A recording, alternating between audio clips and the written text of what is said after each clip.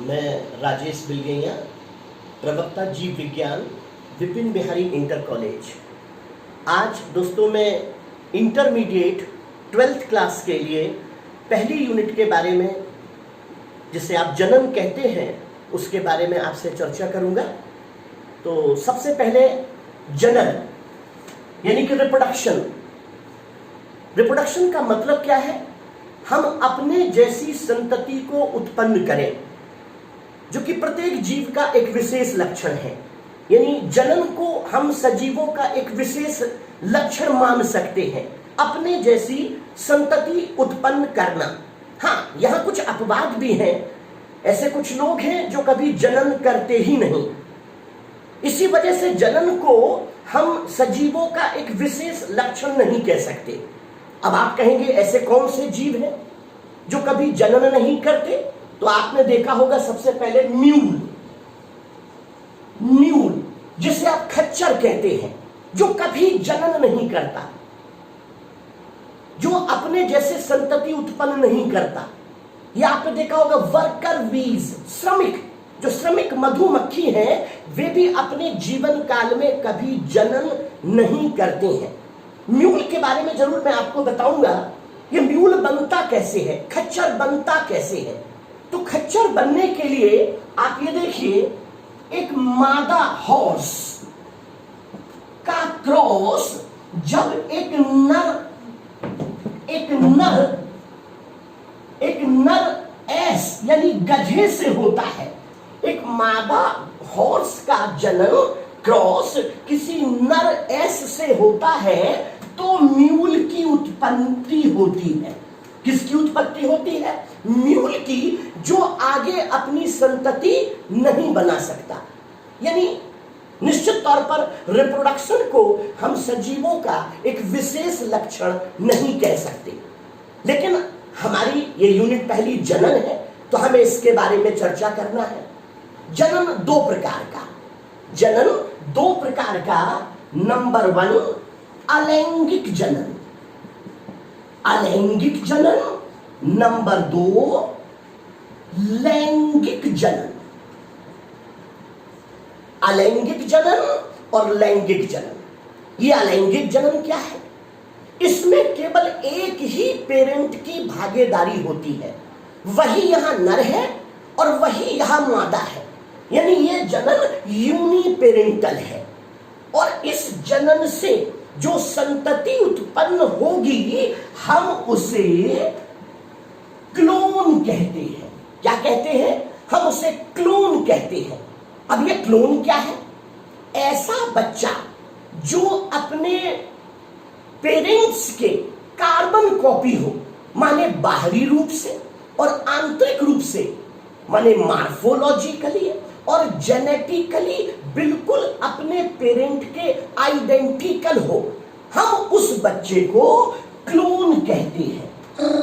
तो दोस्तों, आपने समझा कि अलैंगिक जनन यूनिपेरेंटल है, और उससे उत्पन्न बच्चा हम उसे क्लोन कहते हैं, जो अपने पेरेंट की कार्बन कॉपी है। अब ये जो क्लोनिंग है या क्लोन बनना है, ये पौधों में बहुत कॉमन देखा जाता है, बहुत ही कॉमन है। लेकिन जंतुओं में क्लोन काफी कठिन है बनना। अब आप कहेंगे कि पौधों में क्लोनिंग क्यों आसान है? तो इसकी बहुत एक छोटा सा कारण है कि जो पादप कोशिका होती है, उसमें एक विशेष प्रवृत्ति है, और उस प्रवृत्ति का नाम है टोटिपोटेंसी। क्या कहते हैं? टोटिपोटेंसी। अब आप कहेंगे ये कौन सी क्षमता है कोशिका की? तो ये वो क्षमता है जिसके द्वारा एक कोशिका से संपूर्ण जीव उत्पन्न किया जा सके। Ability of a cell to give rise entire organism, पूरा का पूरा। और ये प्रवृत्ति पादप कोशिकाओं में जरूर देखी जाती है, जबकि जंतु कोशिकाओं में यह प्रॉपर्टी अमूमन नहीं है। इसलिए वहां क्लोनिंग बहुत कठिन है। ऐसा नहीं कि जंतु में क्लोन बनते ही नहीं है। सबसे प्रथम जो क्लोन जंतुओं में देखा गया, सबसे पहला जो सफल क्लोन रहा, उसका नाम था डॉली। क्या नाम था? डॉली, जिसकी उत्पत्ति करवाने का श्रेय दो वैज्ञानिकों को जाता है। किनको जाता है? दो वैज्ञानिकों को, इयान विल्मोट और कैंपबेल। इयान विल्मोट और कैंपबेल, इन्होंने ये जटिल कार्य रोजलिन इंस्टीट्यूट एडनबर्ग में संपन्न किया। रोजलिन इंस्टीट्यूट एडनबर्ग में। ये दोस्तों, इसका विस्तृत आगे चर्चा करूंगा। पहले चूंकि हम जनन का प्रकार देख रहे हैं, तो आपने देखा अलैंगिक जनन और अब लैंगिक जनन। ये लैंगिक जनन ये हमेशा बाइपेरेंटल होगा।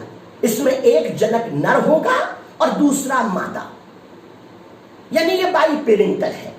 और इससे उत्पन्न होने वाली जो संतति होगी वो कभी भी अपने मां बाप की कार्बन कॉपी नहीं होंगी।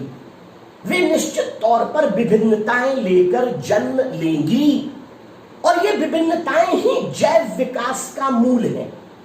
अगर ये विभिन्नताएं ना हो तो आगे जैव विकास संभव नहीं है।